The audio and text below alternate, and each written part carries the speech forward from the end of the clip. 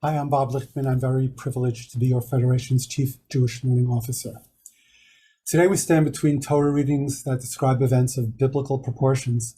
Just a few days ago, we read Bereshit chronicling the creation of all life. In a day or so, we're going to read about Noah, about the decimation of virtually all life. Only Noah and his family and a few representatives of all the animals were spared to begin life anew. So of all the thousands, possibly hundreds of thousands, maybe even millions of people on the planet, only Noah and his family were spared. The Torah calls Noah a righteous person in his generation. That's probably a good quality to look for in a prototype for the sacred task of regenerating the human race. But some commentators pounce on Noah. They take the phrase righteous in his generation to imply that in another generation, Noah might not warrant such praise. Why do they have to do that? There is nothing in any text to implicate him as less than righteous in any generation. And yet I believe there are plenty of people who learned Torah this way. And if they came across Noah, let's say in the mall, they would whisper to their kids, "Hey, look, it's Noah. He's not so great, you know." It's just not nice. Let's look back at Bereshit from just a few days ago to gain some perspective. The Talmud says that the world was created with 10 utterances.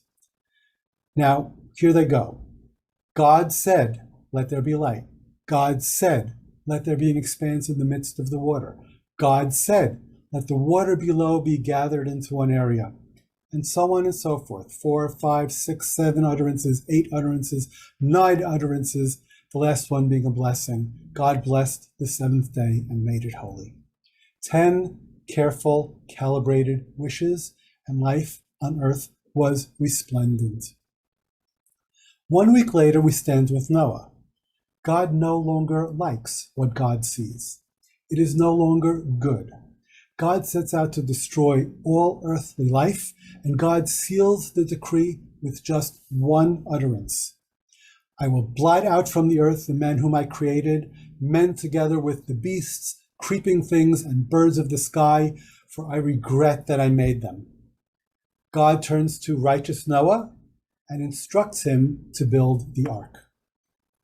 It took 10 utterances to create the world, 10 utterances by God, just one utterance to destroy it. Even in the creation of the human being, God said, "Let us make man," as if consulting with the angels. But to destroy man, God's was the sole voice. It takes 10 times the power to create something than it does to destroy it. That does not only apply to the world, it also applies to a reputation, a person, a good name. The greatest power human beings have over all of creation is the godly power of speech. We can use it to build up, we can use it to tear down. We have enormous power in our positions, in our roles at federations or synagogues or agencies, in the roles we play in our families or in our places of work. Power to label colleagues, power to label volunteer leaders, power to label organizations and agencies. We should be cognizant of our power, as Adam was when he used that power to label every creature. But it is God who labeled us and gave us our name, the name Adam, a human, a person.